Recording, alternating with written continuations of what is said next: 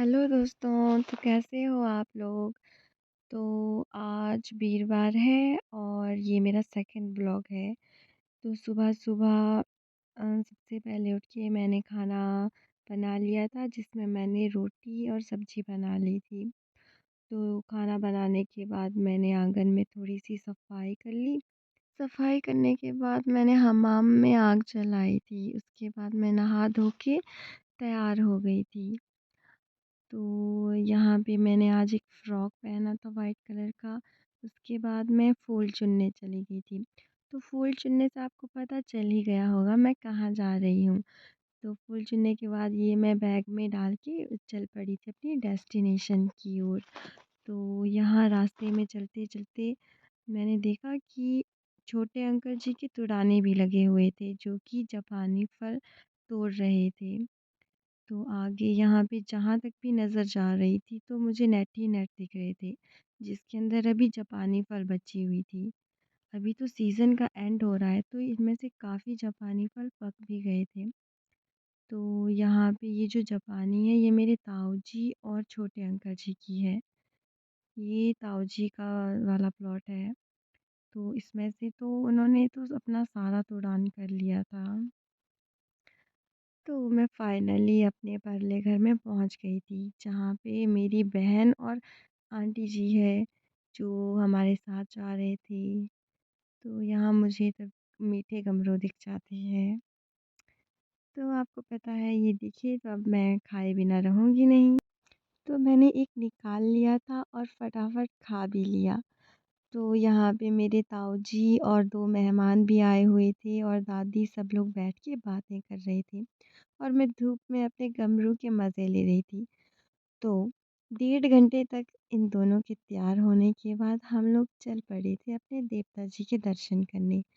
तो फाइनली हम ऊपर पहुंच गए थे और ये देखिए हमारे आदि ब्रह्मा जी और बाबा बेरनाथ। तो उधर अच्छे से दर्शन करने के बाद हम लोग अंदर की तरफ चले गए, जहाँ पे सारी औरतें औरतें बैठी हुई थी तो हम भी वहीं चले गए। यहाँ पे हमने पानी पिया, चाय पी और हलवा वगैरह खाया। उसके बाद यहाँ पे एक स्कैम हो गया। मेरी बहन की तरह सेम टू सेम सूट मेरी एक चाची ने भी पहना था। तो हम लोग उन्हें देख-देख के हँस रहे थे आपस में ही। तो चाय पानी पीने के बाद हम लोगों ने यहाँ पे ये सारे बातें वगैरह कर रहे थे। उसके बाद हम लोग चल पड़े अपना खाना खाने के लिए। देखिए जब हम थे उस टाइम तो कम लोग थे देवता के पास।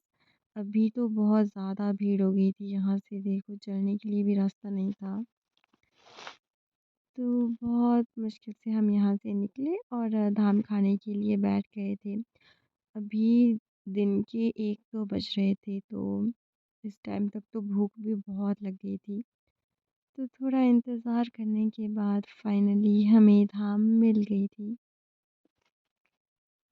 धाम खाने के बाद हम लोग घर की तरफ चल पड़े थे।